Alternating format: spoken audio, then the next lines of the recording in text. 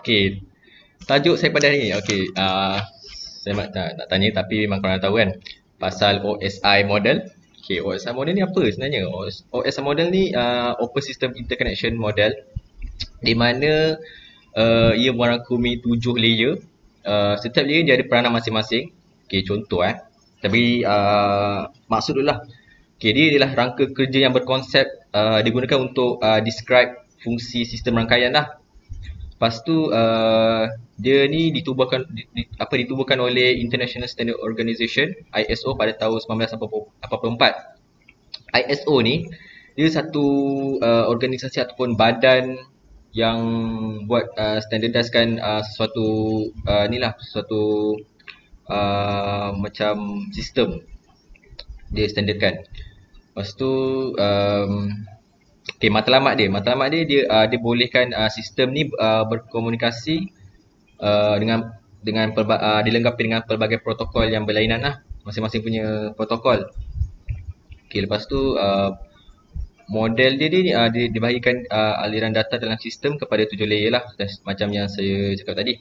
Okay, contoh saya nak bagi contoh macam contoh PCA ni nak pergi PCB, dia melalui kabel lah. So bila dia turun tu, dia nak pergi ke PCB tu, dia melalui 7 layer tersebut. Okay, di mana 7 layer tu pertama application, kedua presentation, session, lepas tu transport, network, data link, physical dan terakhir sekali. Okay, lepas tu proses dia ni bila dia pergi ke daripada application ke physical tu, dinamakan proses encapsulation. Encapsulation ni bila dia daripada data yang ada tu dia pecah sampai ke paling bawah lah, iaitu bits. Lepas tu bila dia naik balik nak pergi ke PCB tu, dia menjalani proses decapsulation. So daripada layer yang paling bawah tu iaitu physical tu, dia naik balik pergi application balik untuk jadikan dia sebagai data yang asli lah. Okay, lepas tu lagi lah.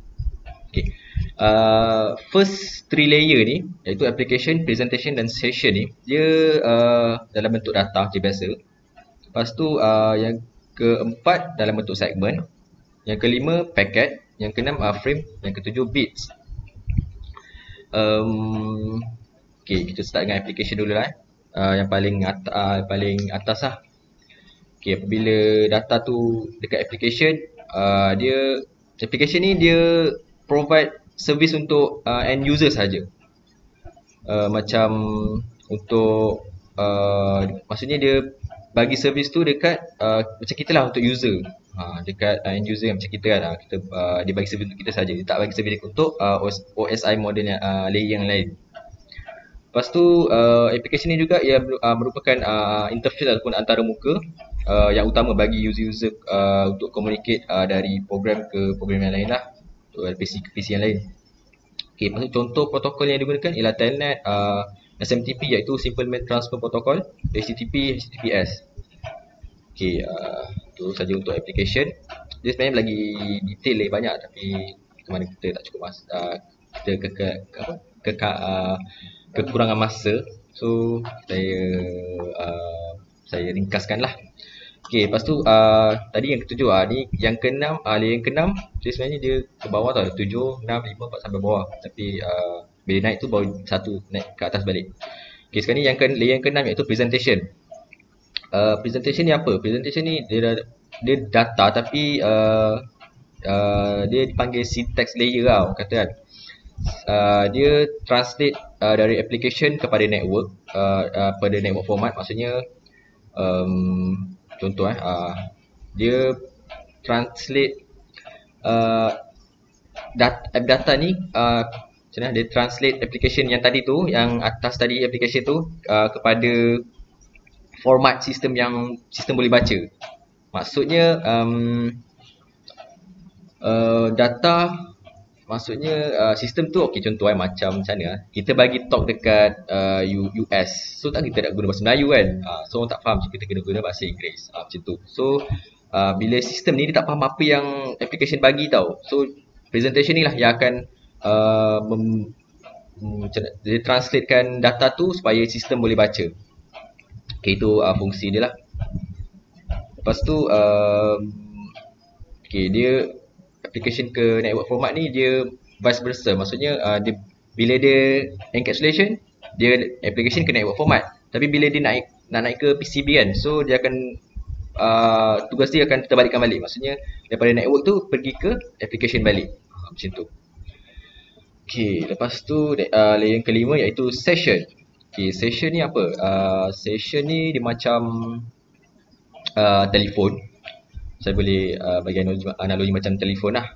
Dia macam dia connectkan dan reconnect if ada interruption. Maksudnya dia sebagai connector lah. Orang kata kan dia sebagai dia boleh reconnect ataupun connectkan connection tu.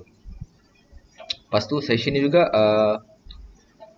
dia membuka, mengatur, lepas tu dia menutup application yang berhubung antara satu sama lain. Macam saya cakap tadi lah, tu tugas dia, connect and reconnect. Lepas tu dia terminate, boleh terminate antara connection between sender dengan receiver. Yang sender tu PCA kan, yang receiver tu PCB lah. So dia boleh disconnectkan connection tu. Okay. Next, layer yang keempat saya, okay, betul. Iaitu transport layer. Transport layer ni dia dalam bentuk segmen. Ada yang tanya ke? Oh, tak ada lagi. Okay, bagus. Okay. Transport ni dia dalam bentuk segmen. Tanggungjawab dia ni dia sebagai dia deliver message kepada proses yang lain. Maksudnya daripada session tadi dia sebagai penghantar untuk pergi ke layer yang lebih dalam. Lepas tu satu lagi transport ni dia mengawal keutuhan data tersebut. Macam dia pastikan data tu tidak corrupt. Lepas tu dia pastikan data tu tidak tercela lah. Orang kata kan dia mengawal flow control. Lepas tu dia mengawal error control. Kalau ada error dia fixkan benda tu lah. Okay, contoh protokol dia TCP iaitu Transmission Control Protocol dengan User Datagram Protocol. Lepas tu kita pergi ke layer dalam iaitu network layer. Okay, network layer ni pasal internet lah, network. Dia manage switching dengan routing data paket tersebut. Dia dalam bentuk paket lah. Paket ni lagi macam cakap lagi detail lah, lagi macam mana, lagi sistem macam mana, lagi macam mana, lagi kecil lah kira kan. Macam paling kecil kan bit kan, tu antara yang bawah sekali lah. Lepas tu dia tentukan path mana yang data tu nak pergi, paket tu nak pergi. Dia tentukan destination kan. Macam tadi PCA ke PCB kan, dia akan tentukan destination data tersebut lah. Lepas tu second layer iaitu data link. Okay, data link ni dalam bentuk frame. Frame tu lagi bawah daripada paket. Macam tadi network kan, bawah lagi daripada paket. Okay, dia susun bit-bit dari lapisan fizikal kepada bahagian data logical yang dikenali sebagai frame.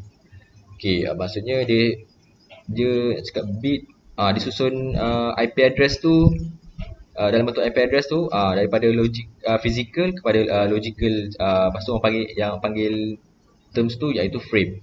Itulah frame.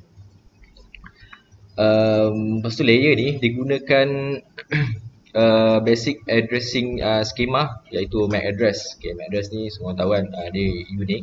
Dia ialah media access control. Okay, kita ke yang layer yang terakhir iaitu physical. Okay, physical ni dah bentuk bit lah. Tadi dah convert kan. Okay, physical ni simple je. Dia define kabel ataupun physical medium yang maksudnya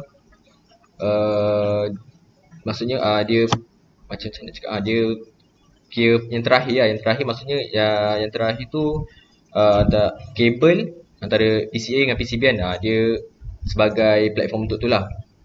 Macam kalau pakai network internet lah, network dia punya medium tu.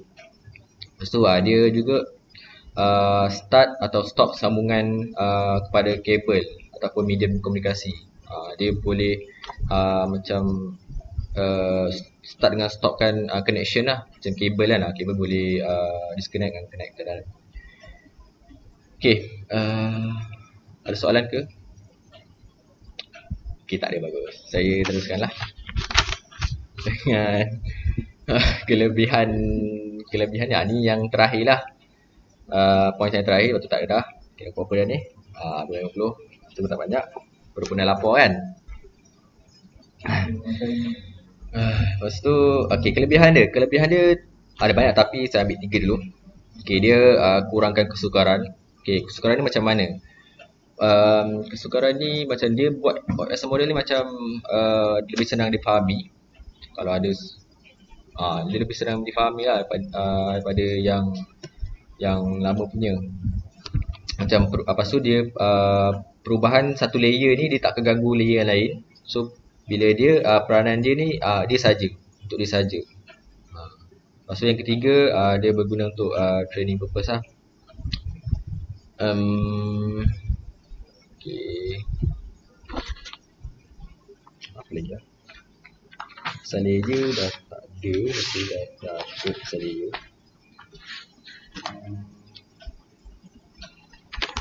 Okay, pasal protokol ni dia ada banyak tau. Macam saya cakap tadi yang layer yang ke-6 tadi, presentation saya terlepas. Contoh dia macam dia tukar format dia macam gambar kan, kita sistem tak akan dapat baca gambar tau yang kita bagi tu. Dia akan baca dalam bentuk .png, jpeg, lepas tu kalau video .mp3 ke apa-apa kan, macam tu format yang dia ni yang sistem boleh faham.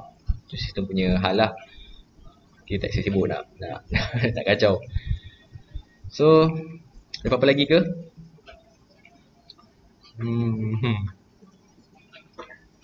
Okay, InsyaAllah tak ada apa-apa kot.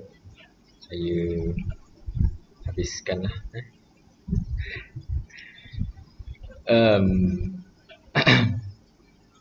Okay,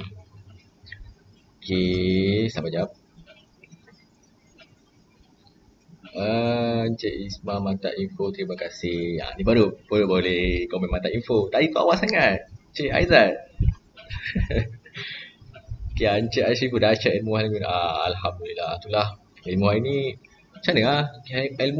Ilmu ni dia teori je tau. Sebab kita tak nampak benda tu kan. Dia dalam tu, dalam game tu tak tahu apa yang berlaku. So dia teori je. So macam kurang sikit lah. Buat teori mesti ngantuk kan korang kan. Cik Ismail, saya suka penyampaian Cik. Alhamdulillah.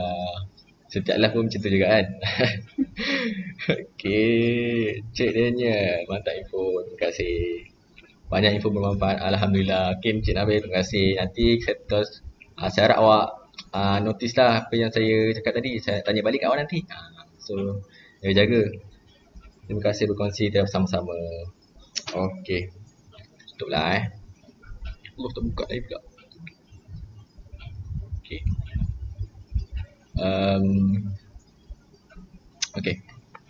Okay, kepada anda semua, sentiasalah keep update untuk Facebook Live pada masa-masa akan datang.